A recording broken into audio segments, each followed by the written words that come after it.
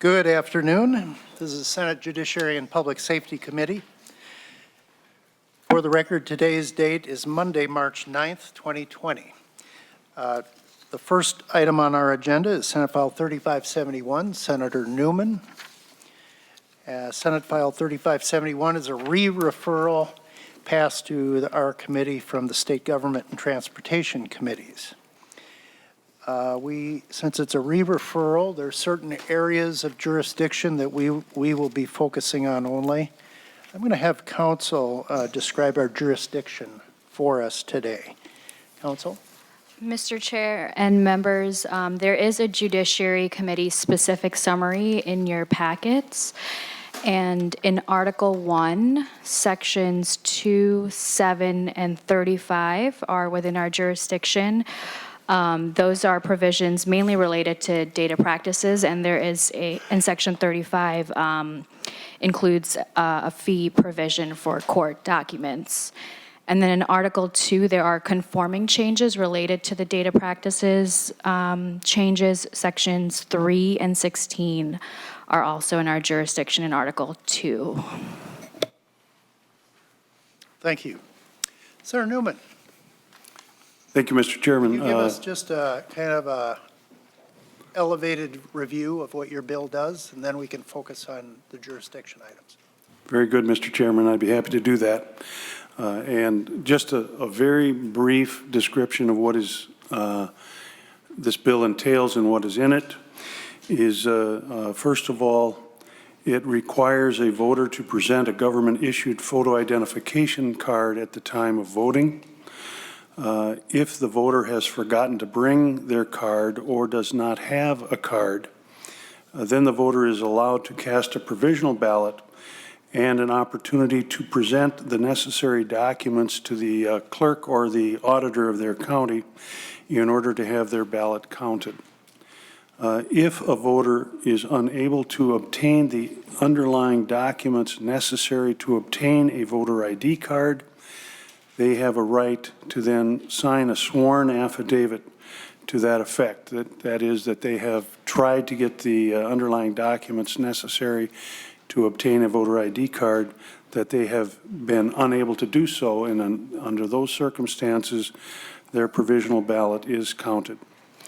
And then finally, for those who do not have a government-issued identification card, such as a driver's license or a state identification card, the state will pay for the fees necessary to obtain both the underlying documents necessary to obtain the card, and the state will also pay the fees necessary for the issuance of the voter ID card. Mr. Chairman, that is a very brief overview of what is in the bill. And I would leave it to you then, Mr. Chairman, if you want me to go into anything more detailed or simply move on to the jurisdictional elements for the Judiciary Committee. Senator, why don't we go into the jurisdictional areas? Okay. As Senate Council has pointed out, there are 6 areas, or 6 sections, I should say, that the Judiciary Committee has jurisdiction over, and she has already outlined them, but basically what the Judiciary Committee is interested in is the data privacy issues that are involved in the issuance of the photo ID card. I will tell you that the data privacy issues are very, very similar to that of the Minnesota identification card or a Minnesota driver's license, in that the data is, it's not public, and the general public doesn't have access to the data, although the person who is the subject of the data does have access to it. And with that, there are a couple of conforming changes in Article 2, and with that, Mr. Chairman, I would stand for questions. Thank you, Senator. Senator, do you have anyone giving testimony in favor of your bill? I do not. Is there anyone in the audience who wishes to make comment regarding this bill, either for or against? I see no one coming. We can open it up for committee discussion. Do I hear any comments? Senator Anderson. Thank you, Mr. Chair. Senator Newman, we've got some information here passed out to us regarding their concerns from the ARC. Minnesota is concerned about this having a profound impact on Minnesota voters with disabilities. I'm not sure what, just reading this doesn't make sense, because I have a daughter who has cerebral palsy, is in a wheelchair. She has a Minnesota identification card.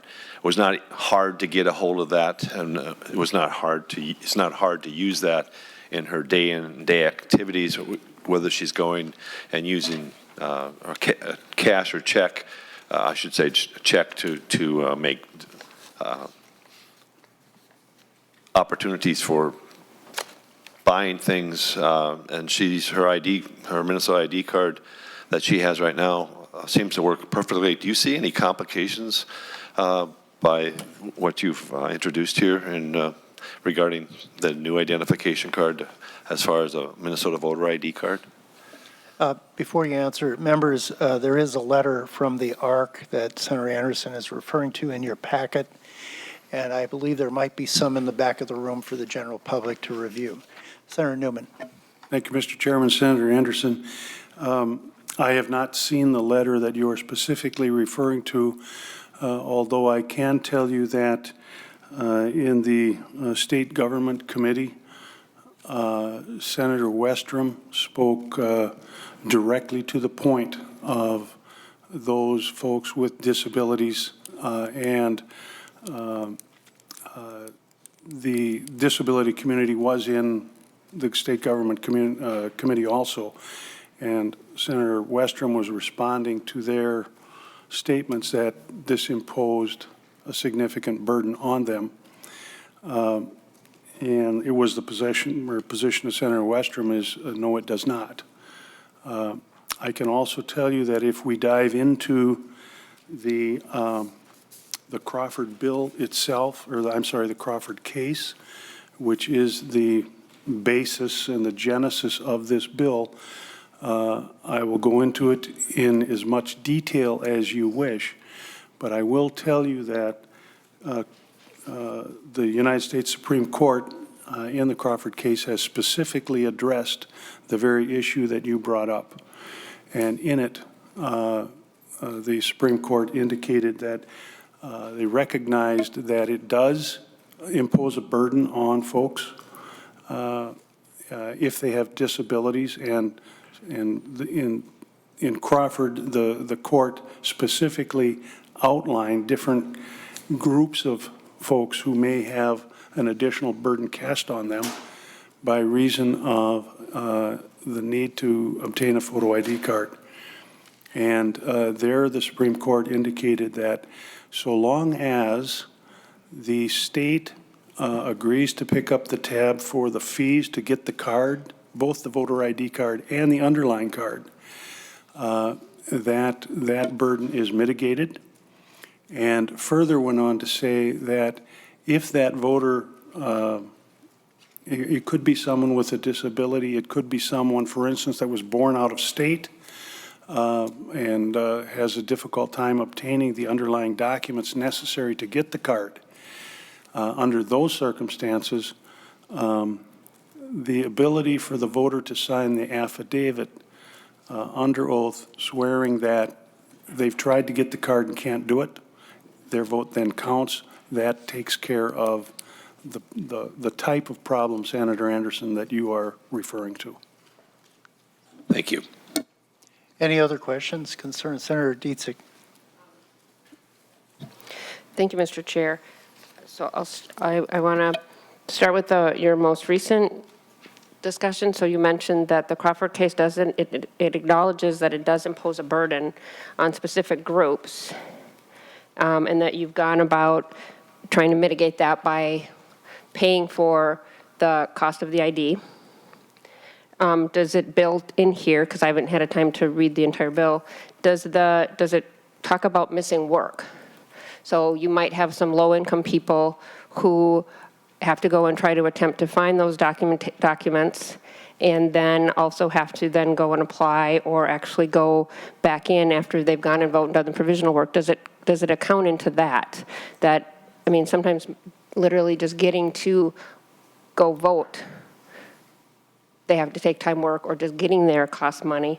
And then who decides when they go and they can't get their documents and they have to fill out that form and they say, you know, I can't find the documents? Who decides that's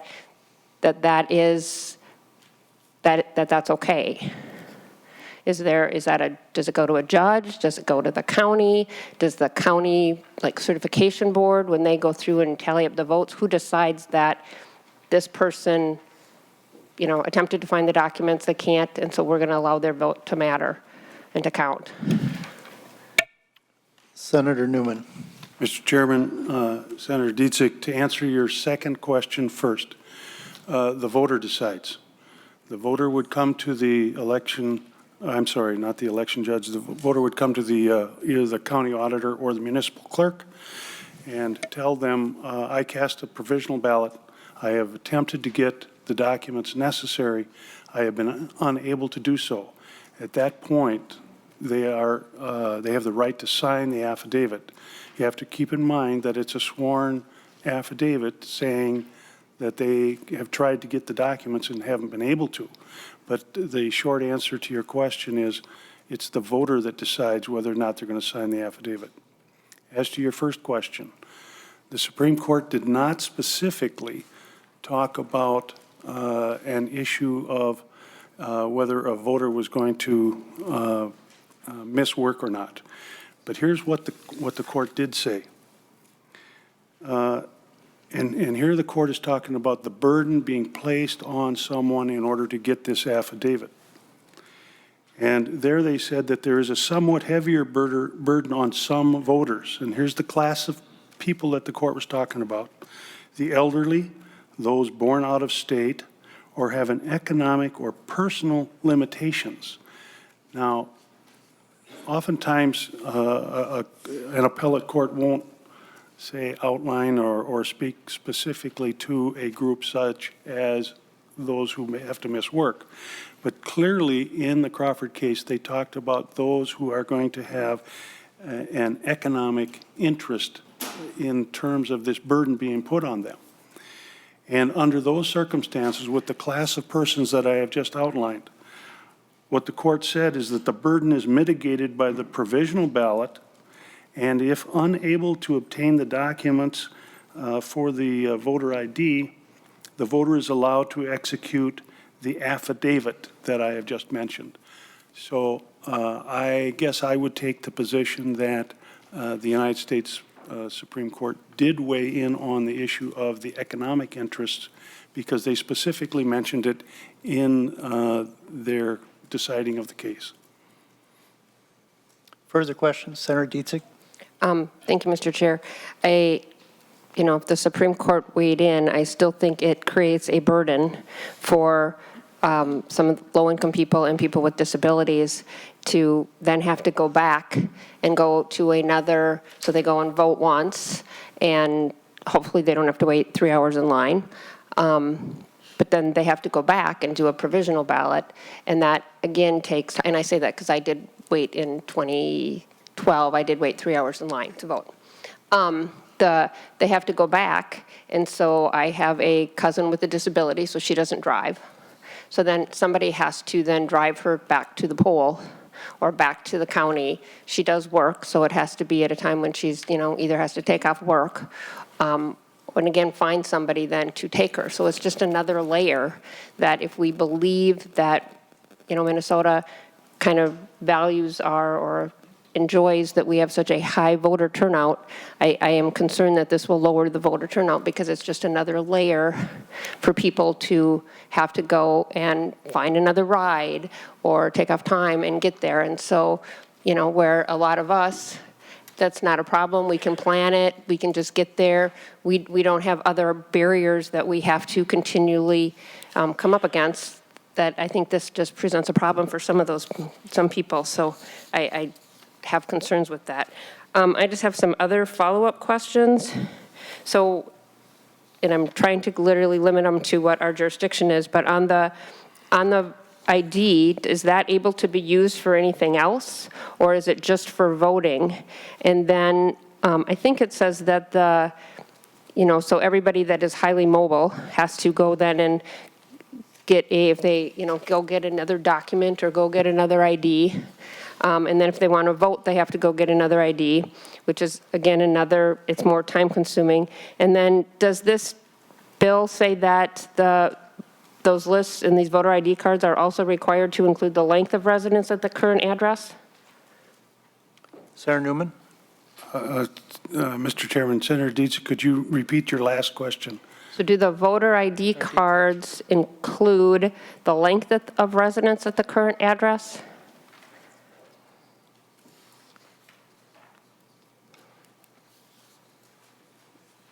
I believe so, but one, So the application requires you to state that itself. It doesn't require how long they've lived at that address. Senator Newman? Mr. Chairman, Senator Dietz, I'll take your kind of questions in reverse order. Senate Council has just reminded me, in terms of within the bill, the answer is no, it does not require information regarding the length of time you have lived at your specific address. To your second question, whether or not this identification card can be used for any other purpose, and the answer is no, it cannot. It is solely for voting. And I would also add to that if an individual already has a driver's license or has a Minnesota identification card, that they don't have to get a voter ID card. To the first point that you brought up, and that it has to do with the burden that is cast on people, I do want to address that because the reason the Supreme Court talked about this additional burden being put on folks in order to get an identification card is because the court very plainly stated that the folks, in the voting place, the election judges, should have the ability to determine that the person who has shown up to vote is in fact the same person that they are representing themselves to be. And the photo ID card is simply another tool that enables the election judge to carry out that purpose. And so from there, the court established, why are we going to impose this burden on folks to get this card? And what the court said, it's because the state has certain legitimate interests in making sure that the folks who show up to vote, in fact, are the right people who are going to vote. And what the court said was the state's interest in the voting laws, number one, was to deter, detect, and prevent fraud. That's the first one. That's the first state interest that we have. The second state interest that was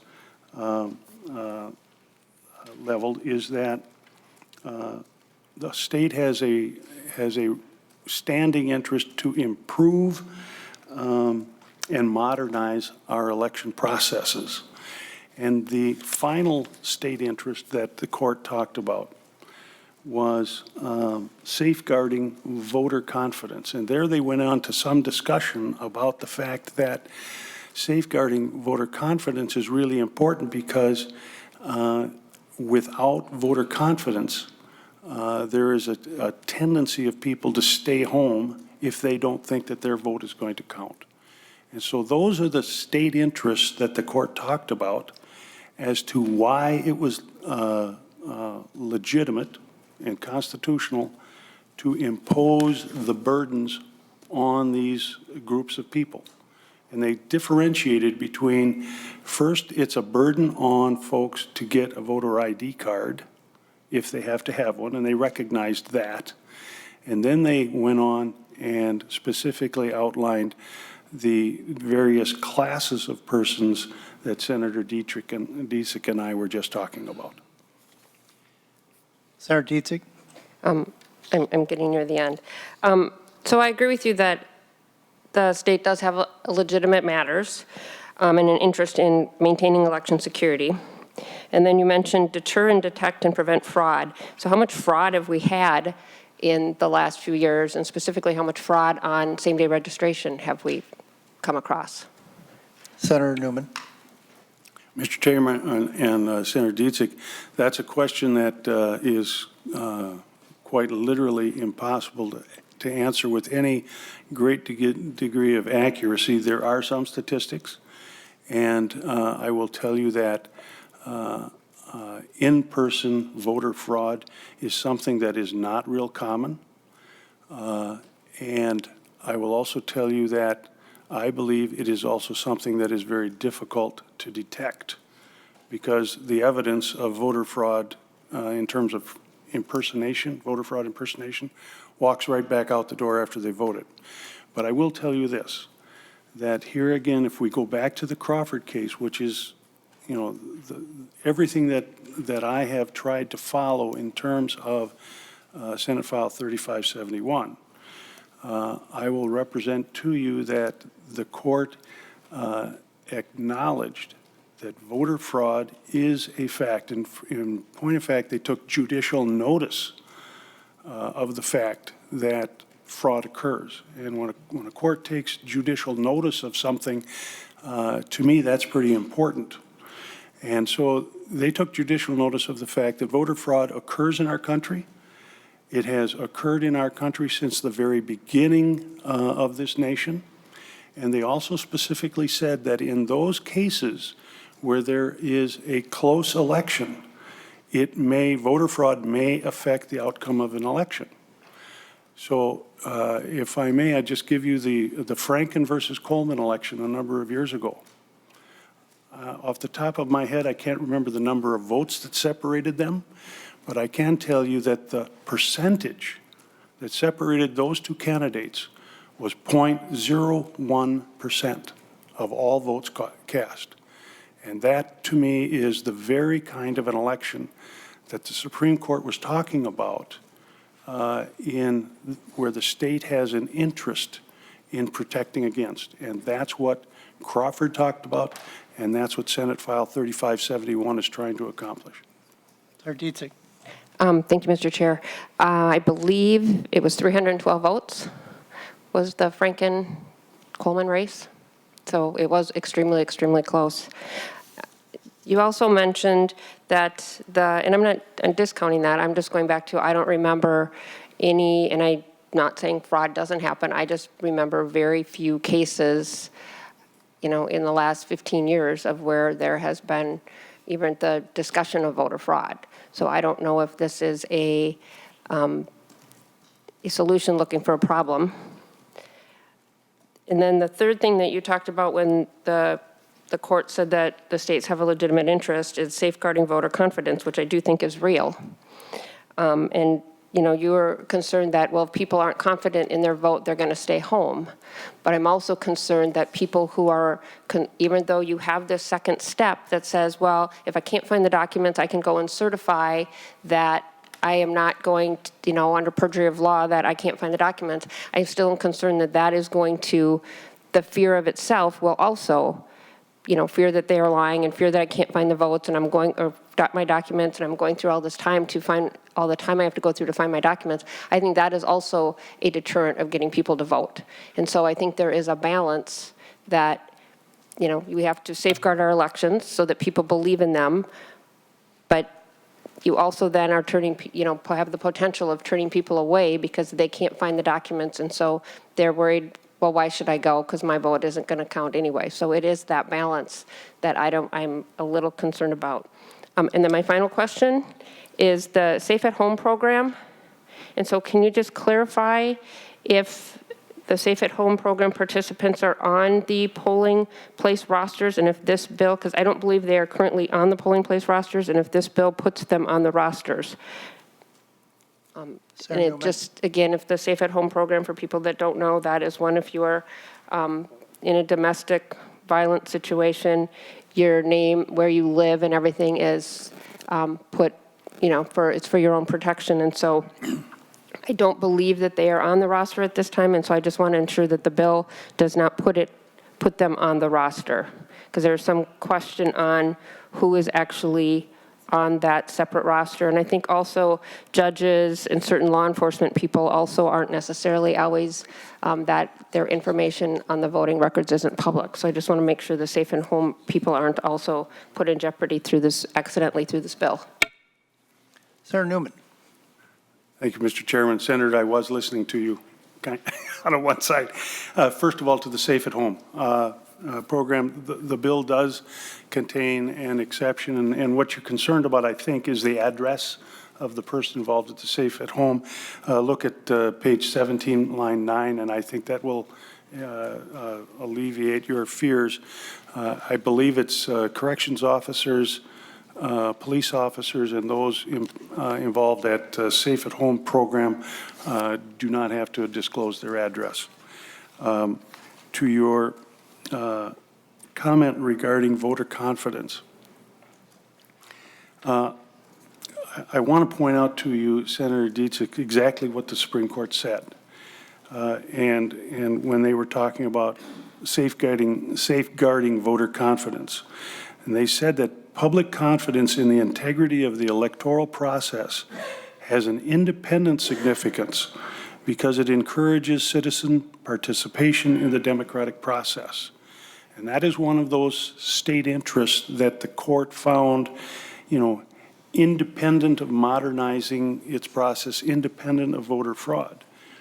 And I did find statistics when I was putting this bill together to show that between the years 2004 and 2012, voter confidence in the question of whether or not their vote was going to count did in fact decrease. People were less likely to believe that their vote was going to count.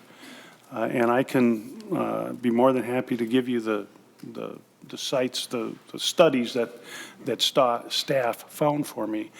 But I think that buttresses exactly what the Supreme Court was concerned about, is that if people don't believe that their vote is going to count, they tend not to vote. That is what the Supreme Court was worried about, and that is what has occurred in the years I went as far as 2012, because that's when the case came out. Senator Newman, I had a question, and it was triggered by Senator Dietz regarding the burden that we might put on someone that might be disabled and might cause a delay in the line for voting. It was mentioned maybe a 3.5-hour wait, but Minnesota has a 45-day window for early voting. Does your bill do anything to change a 45-day window for early voting? Mr. Chairman, the answer is no, it does not. So anyone, whether they're disabled or not, has the ability to cast a vote, not wait in such a long line up to 45 days prior to the actual election day. Yes, that is correct. Any other questions? Senator Latz.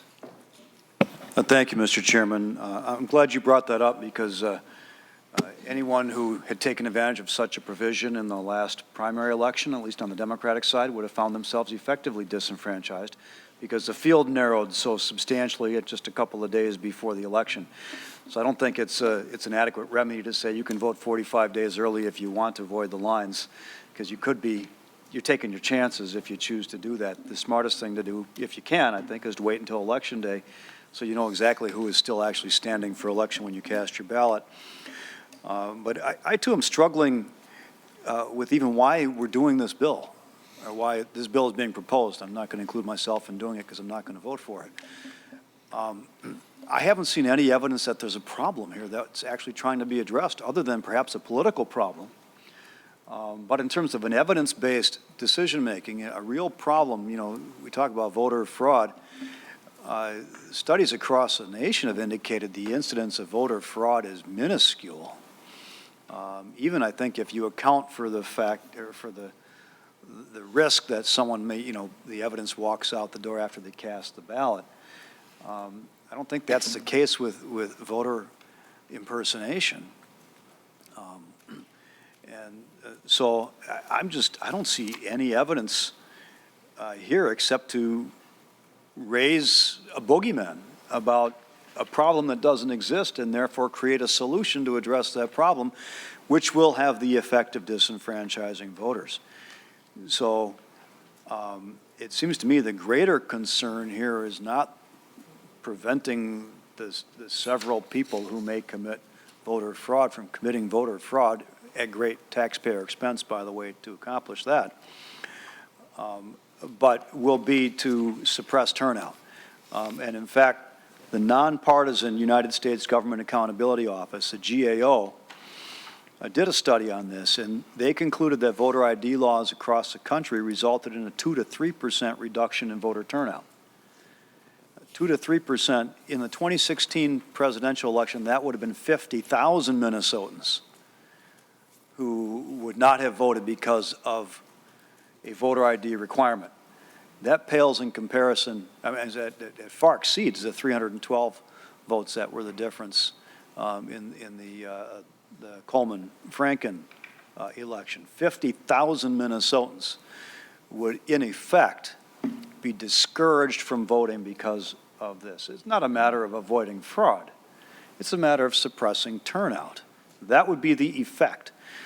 So, in effect, you may try to address basically a non-existent problem and create a massive problem instead, which is far more damaging to democracy, if you ask me. The other piece is about provisional ballots. You know, we've got a long and I think very, very proud history, number one, of clean elections in Minnesota, and number two, of having the highest or the second highest voter turnout in the country. And we have that in part because we make it simple and easy for people to register to vote. Now, it is a serious crime if they register to vote when they're not eligible to vote, which is a disincentive, if you will, to falsely registering to vote. But the solution that's proposed here will not only get rid of same-day registration, or it will massively change same-day registration, but it will replace it with provisional balloting. And again, provisional balloting has a dramatic impact on our democracy. The studies have also shown, and this is from the U.S. Election Assistance Commission, another bipartisan or nonpartisan body. In the 10 years between 2006 and 2016, over 30% of presidential cycle provisional ballots were simply not counted. Not counted at all.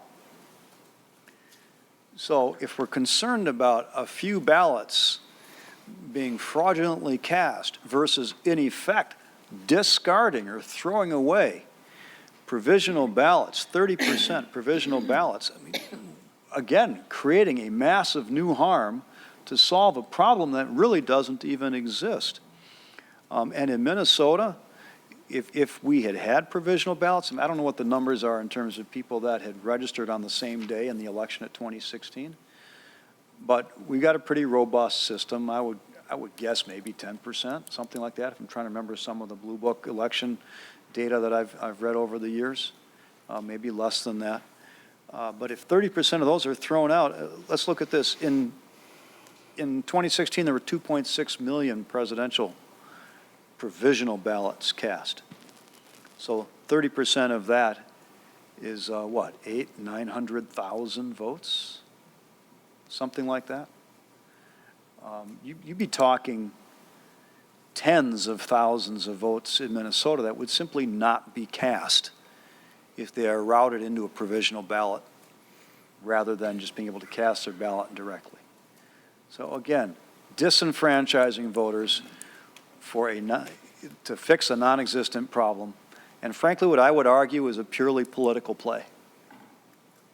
And if we really want to give deference to the importance of what our voters have to say in Minnesota, the voters in Minnesota very clearly by 52%, rejected the constitutional amendment that the Republicans attempted to have the state of Minnesota pass a number of years ago.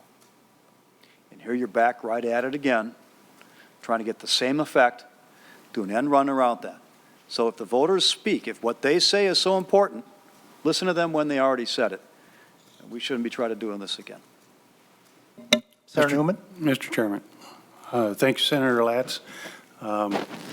As to your first point that, why is this bill brought forward, I would assume that you are speaking generically and you would never question a senator's motive. I brought this bill forward because it's a topic that has always been of interest to me, and it's a topic that I agree with.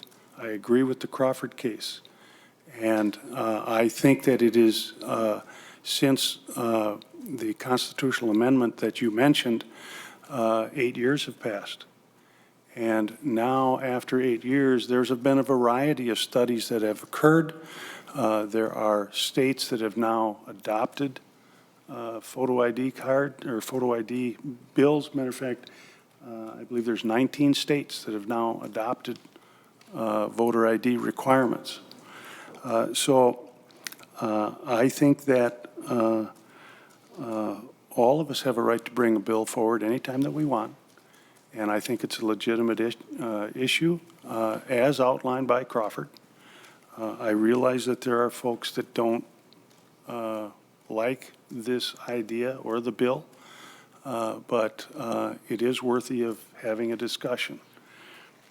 As to the idea that photo ID suppresses votes, I have, had staff help me gather information as we prepared this bill. One of the pieces of information that they brought to me is a study by the National Bureau of Economic Research, and they found that there was no statistical evidence that voter turnout is affected by voter ID. And they went on and listed a number of other statistics that would directly contradict, Senator Latz, what you have just alleged in terms of the thousands of voters who are being disenfranchised. As to the idea of a provisional ballot, again, I have to go back to Crawford. And in Crawford, they specifically talked about the fact that the provisional ballot is a positive thing, which gives voters an option to make sure that their vote counts. And I will represent to you, and I believe I'm correct on this, that 47 out of 50 states have provisional balloting. Minnesota is an outlier. We are one of 3 states that does not have it. So, I simply think it is a good idea to have this discussion about whether or not the state of Minnesota wants to add this modern tool in order to assist the election officials in making sure that we maintain the integrity of our voting and our election laws.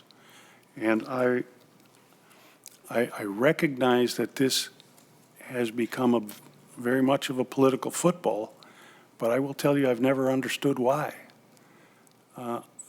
Voter integrity, I think both political parties are interested in it, not just one. And so I think Republicans and Democrats alike are very interested in protecting the integrity of our voting system. But I will say I don't understand how strongly one party uniformly is against voter ID laws while the other party uniformly supports it.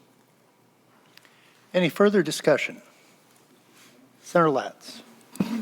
First of all, and Senator Newman knows this, I would not question the integrity or the intent of a senator in bringing forth a particular piece of legislation, but we all know that legislation is often proposed because of its political impact and not just the impact on the laws that are proposed to be amended. And I think anyone who's been around here even one session can recognize that there's at least that dynamic to what happens around here.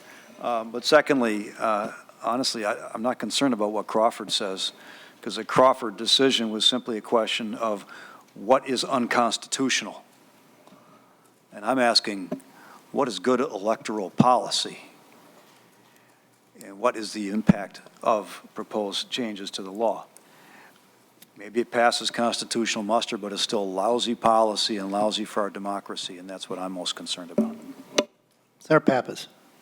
Thank you, Mr. Chairman. I just wanted to make a comment that I feel like this is a so-called solution looking for a problem, and that I, too, am concerned about how it would affect our voter turnout, since we have, if not the highest, one of the highest voter turnout in the country, and that's very healthy for our democracy.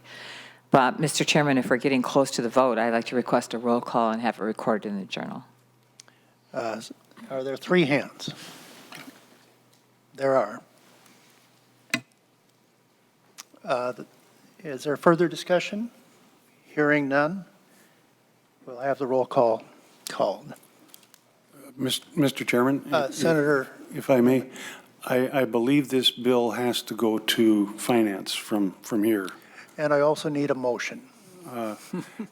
And I'd love to make the motion, but I don't think you're going to let me. You're not allowed. That's right. Senator Anderson moves Senate File 3571 be recommended to pass and be sent to the Finance Committee.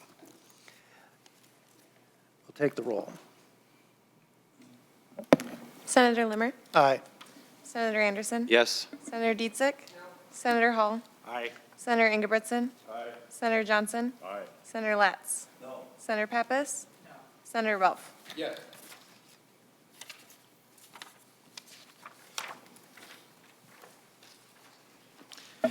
There being 6 yes votes and 3 no votes, the motion prevails. Thank you, Senator Newman. We'll move on to Senate File